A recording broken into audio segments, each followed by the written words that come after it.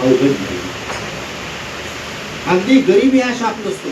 अगदी मी गुप्ते सरांवरून सांगतो, त्यांचंही बॅकग्राऊंड, आर्थिक बॅकग्राऊंड मला माहिती. माझंही आर्थिक बॅकग्राऊंड अत्यंत ग्रामीण भागात नांगरावर उभं राहून, अवतावर उभं राहून गेलं. नमस्कार मित्रांनो, स्वागत आहे एका नवीन ब्लॉगमध्ये. मी रोहन इंगोले आणि आज मी तुम्हाला घेऊन आलोय आपल्या के कॉलेज बीडमधल्या एका खास कार्यक्रमात. BSc मायक्रोबायोलॉजी फर्स्ट इयरचा वेलकम प्रोग्राम. आजचा दिवस खूप खास आहे कारण आपल्या विभागाने खूप छान स्वागत कार्यक्रम आयोजित केला आहे. चला तर मग सुरुवात करूया.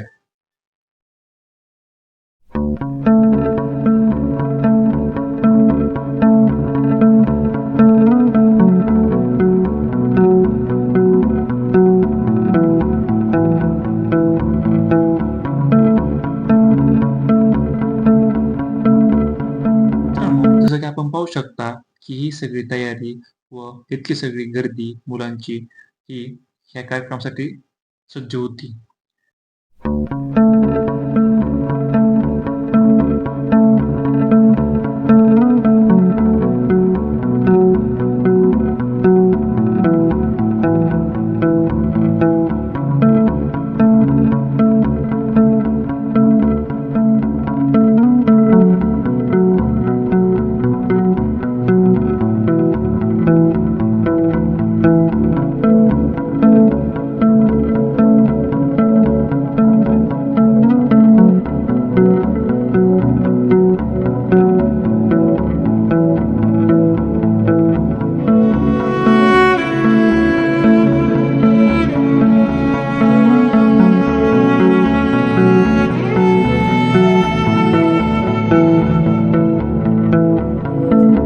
प्रमुख पाहुणे अर्थातच professor Arvind M Deshmukh sir, जे की मायक्रोबायोलॉजिस्ट सोसायटी ऑफ इंडियाचे अध्यक्ष आहेत.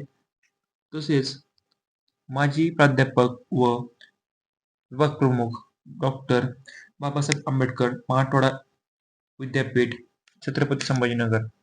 तसेच कॉलेजचे प्राचार्य डॉक्टर शिवानंद क्षीरसागर सर, त्यासोबतच उपप्राचार्य पाटील सर आणि शिंदे मॅडम, त्यासोबतच मायक्रोबायोलॉजी डिपार्टमेंटचे हेड अर्थातच HOD sir doctor Utte sir, तसेच मायक्रोबायोलॉजी विभागातील आदरणीय शिक्षक doctor Manju Zagare madam, doctor Siddiqui Rashika madam, miss Priyanka Giri madam आणि मिस अनामिका आहेरे मॅडम.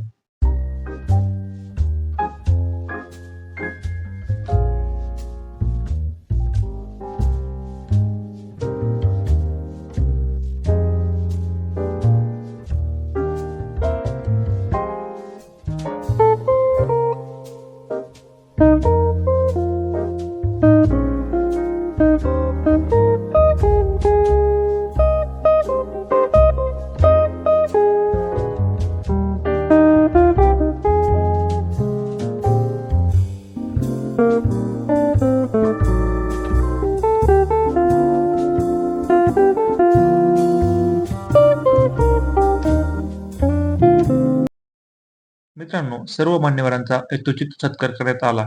फुलांचे गुच्छ आणि शाल, श्रीफळ देऊन स्वागत केलं गेलं. हा क्षण खरंच खूप आनंददायी होता.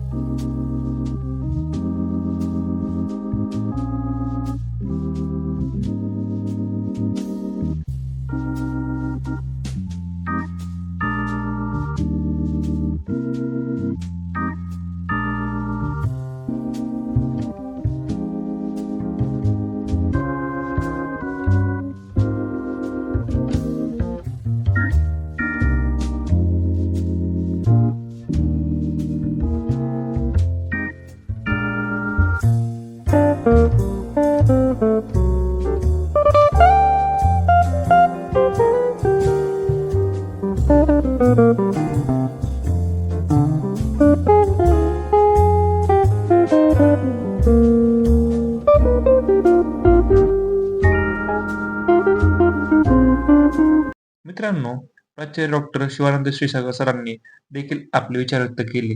त्यांनी कॉलेजच्या प्रगतीविषयी सांगितलं आणि मायक्रोबायोलॉजी या विषयाची आजच्या काळातील गरज आणि महत्त्व अधोरेखित केलं.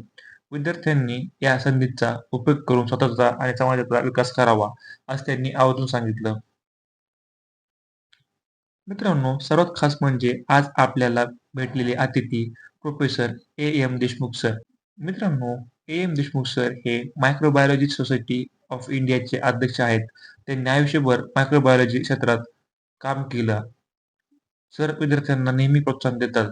नवीन ट्रेंड्सवर लेक्चर्स, समाजामध्ये हेल्थ, न्यूट्रिशन आणि पर्यावरण विषयक जनजागृती करण्याचं काम ते करत असतात. आज सरांनी आम्हाला खूप छान मार्गदर्शन दिलं. केवळ मायक्रोबायोलॉजी शिकायची नाही, तर ती food, energy, agriculture and medicine या क्षेत्रात कशी वापरायची हेही समजून सांगितलं. त्यासोबतच भविष्यात मायक्रोबायोलॉजी व बायोटेक्नॉलॉजी याविषयी किती स्कोप आहे हेही सांगितलं. तसेच भारतात व भारताच्या बाहेर असलेले विविध उदाहरणही त्यांनी आम्हाला सांगितले. अगदी गरिबी हा शाप नसतो. अगदी मी गुप्ते सरांवरून सांगतो, त्यांचाही बॅकग्राऊंड, आर्थिक बॅकग्राऊंड मला माहिती. माझंही आर्थिक बॅकग्राऊंड अत्यंत ग्रामीण भागात नांगरावर उभं राहून, अवतावर उभं राहून गेले. मला अजून आठवतंय की गुप्ते सर माझ्याबरोबर श्रीलंकेला पहिल्यांदा परदेशात आले.